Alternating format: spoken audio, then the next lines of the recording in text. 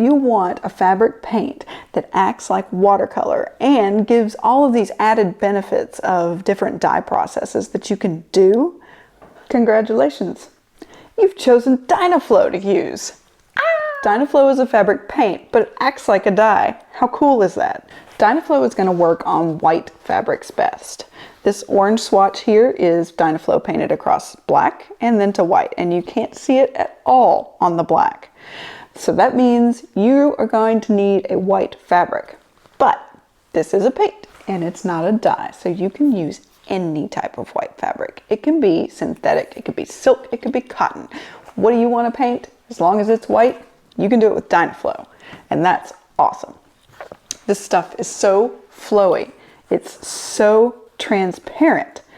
It works just like a watercolor on fabric. This is 2 colors I just tossed in a bag with a silk scarf and tossed it up to mix the colors. Could not be easier, but you can absolutely apply it with a brush too. You'll see here, not only can you see through the fabric because it's so thin, but you can also see how it's mixed the colors. When it hits this pink, I've got this nice purple and some green over here in the corner. Dynaflow could not be easier as far as cleanup goes. It's a soap and water cleanup. You can use it just like watercolor with a salt effect. While your colors are nice and wet, plop down some silk salt or any other type of chunky salt. You can use table salt too. It just doesn't give you these big, beautiful bursts of colors. I demonstrate on silk because I love to work with it and it has such a nice hand, which means the way the fabric feels. Dynaflow is great because it doesn't change the hand of fabrics, and it's especially apparent on silks. Dynaflow comes in a couple different sizes. You can get a big honkin' bottle of it if you're gonna do a big project, so don't hold back. You can do sun prints with Dynaflow. You can do this effect with dyes as well. In fact, I have a video using silk dye for a sun print. But Dynaflow works too. You just get it all nice and wet and put a stencil, put that baby out in the sun, and look at the print you get. With Dynaflow being so incredibly fluid, sometimes on silk or cotton or really anything you're using, you might not want it to bleed.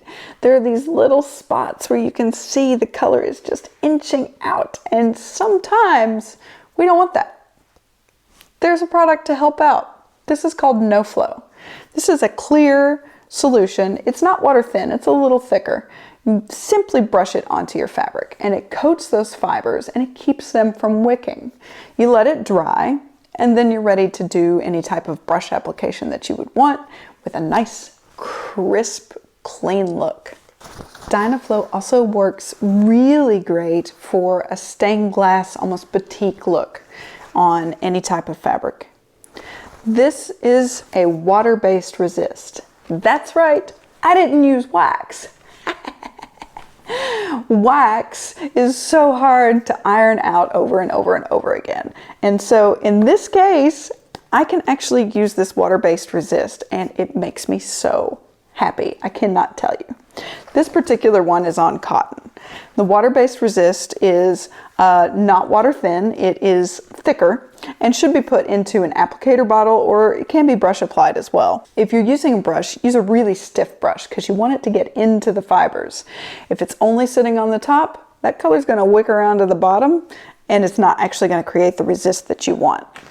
I prefer to use these applicator bottles, and you can get a stainless steel tip to apply onto it if you want an even finer line. This stuff does spread a little bit once it's applied to a fabric, most especially on silk, but on cotton as well. It's just going to widen a little bit. It doesn't flow everywhere, but it does spread. So if you want something that's going to be a little cleaner, a little crisper, some people just need that extra mile, you can get this Resistad. Now this is much thicker. It's super, super goopy, and you can add water, or you can even add Dynaflow or a dye. You can add all kinds of stuff to this, but you can thin it out if you want to. If you don't want to, you can actually even screen print with this stuff, or trowel over with a stencil to mask an area off. And what that does simply is the exact same thing as the water-based resist. It creates an area that is kept away from the colors that are subsequently painted on. You just let it dry completely and then you're ready to paint. These are so much fun to make. Oh, and this one is on cotton. You can do it on silk. Just beautiful. You want to heat set Dynaflow to make sure that it does not come out of your fabric. So when everything is totally dry, you're going to heat set with an iron, hottest setting for the fabric. So that's going to be different from silk than it would be from cotton. You're going to get it as hot as possible and do it in intervals. Get it nice and hot, give it a little cool down. Get it nice and hot, give it a little cool down. I usually do that 4 or 5 times just to make sure this is totally ready to be washed. And then go at it. This stuff isn't going anywhere except for your water-based resist. That's right, wash it right out. It's pretty cool. And I mentioned before how it works a lot like watercolor. Well, you can paint like watercolor with Dynaflow. This is a simple, abstract little watercolor painting. It's on watercolor paper, and it looks just like watercolor, but it's not. It's Dynaflow. It's acrylic. That means when one area is dry, it's not going to re-wet. It's there. So it's kind of cool. You can use it for a lot of different art making applications. Dynaflow is the exact same consistency as dye. So you're going to be able to do all of those dye processes with Dynaflow. Yeah, you can tie dye. You can do a binding like shibori with it. Absolutely. Now, it will take more product because dyes, you create so much product with lots of water, right? Well, Dynaflow comes in these containers, and when we add water, we're lightening that color up quite a bit. So it is going to depend on the scale of your project if Dynaflow is the right substitute for a dye. If you're interested in any other videos, I have a few more on different things you can do with Dynaflow on my channel. Check it out. Boop the like button if you enjoyed this, and I'll see you next time. Stay creative.